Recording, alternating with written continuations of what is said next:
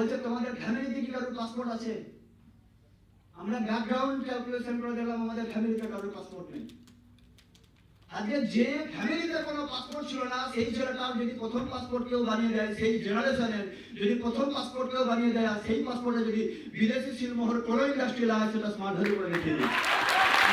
এটা smart value করে দেখিয়ে দিয়েছে।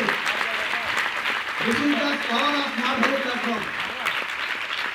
এটা হচ্ছে স্মার্ট ভ্যালু প্ল্যাটফর্ম। অনেকে বুঝতেই পারে না যে দাদা আমি স্মার্ট ভ্যালুটাতে আছি, আগে এটা ভালো না খারাপ, কি ব্যাপার এটাতে বুঝতে পারে না।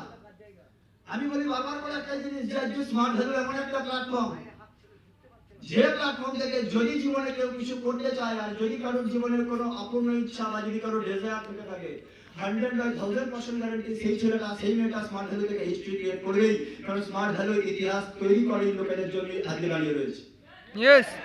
আজকে তোমরা এখানে যে বেশ কিছু কিছু ছেলে মেয়েদেরকে দেখতে পাবে, যে সমস্ত ছেলে মেয়েদেরকে কোনোদিন 4টে লোকের সামনে থেকে যারা রিকগনিশন পায়নি, যারা রিওয়ার্ড পায়নি, সেই সমস্ত ছেলে মেয়েদেরকে হাজার হাজার লোকের সামনে Netaji indoor stadium science city থেকে তারা গিয়ে প্রাইজ নিয়ে এসেছে। তার মধ্যে এই অধমও ছিল একটা সময়, এখনো আছে।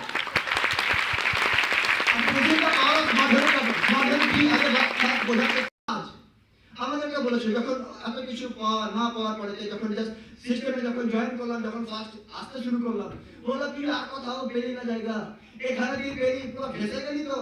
আমরা ফাঁসার আর কি আছে? 10 বছরের মাধ্যমিক উচ্চ মাধ্যমিক, 2 বছরের উচ্চ মাধ্যমিক, তার সঙ্গে সঙ্গে গ্রাজুয়েশন, এত কিছু 15 বছরের পড়াশোনার পরেও যদি একটা ছেলেকে সুইসাইড করবার জন্য উদ্যত হতে হয়, তাহলে তার লাইফে আর কি আছে হারানো? যখন লাস্ট টাকাটা নিয়ে যখন অ্যাডমিশনের জন্য যাচ্ছি, সেই সময় তো বন্ধুরা বলছে, বাবা মা বলছে, আমার বাবা বলছে, আর বাবাদের খুব কাছের লোক, খুব মানে মায়েদের খুব কাছের লোক হচ্ছে মামার বাড়ি। বলে দিল একে তো বলে দিল ফালতু সেজে কি দরকার টাকা দেওয়ার, কি দরকার? যেটা করছিস সেটা পড়, ইংলিশ অনার্সে পড়ছিস, ওখান থেকে অনেক বড় ফিউচার হয়ে যাবে। আমি নিজের চোখের সামনে দেখছি যে স্যার আমাকে, টিচার আমাকে পড়াচ্ছেন, তার নলেজ আমার থেকে অনেক বেশি। বাট তারপরে তো এত নলেজ, এত জ্ঞান থাকার পরে তো যদি তিনি এখনো প্রতিষ্ঠিত না হতে পারেন, আমি কোন সাহসে ভরসা করতে পারি যে আমি একদিন কিছু না কিছু হয়ে যাবে? আজকে এখানে তোমরা যাদের যাদের কাছে টিউশন পড়ে একটু ভালো করে ভেবে দেখবে, তার মধ্যে 80% টিচাররা আছেন যারা নিজেরা আনএমপ্লয়েড, অর্থাৎ যারা চাকরি করেন না। আছেন কি আছেন না? কাদের কাদের আছে একটু হাত তুলবি তো। এবার তোমরা ভেবে দেখো পড়াশোনার ট্যালেন্ট কাদের বেশি আছে, তোমাদের না স্যারের? পড়াশোনার ট্যালেন্ট তোমাদের থেকে ওই স্যারের অনেক বেশি রয়েছে। তাহলে অত বড় পড়াশোনার ট্যালেন্ট থাকার পরে তো যদি এই কম্পিটিশনে যদি উনি না নিজেকে জায়গা করতে পারেন, তুমি কোন সাহসে তুমি আশা করছো যে আমার ওই জায়গাটা তো হয়ে যাবে? তারপরে তো তার সঙ্গে সঙ্গে তো কত রকম জল ভোলা দিয়ে চলছে।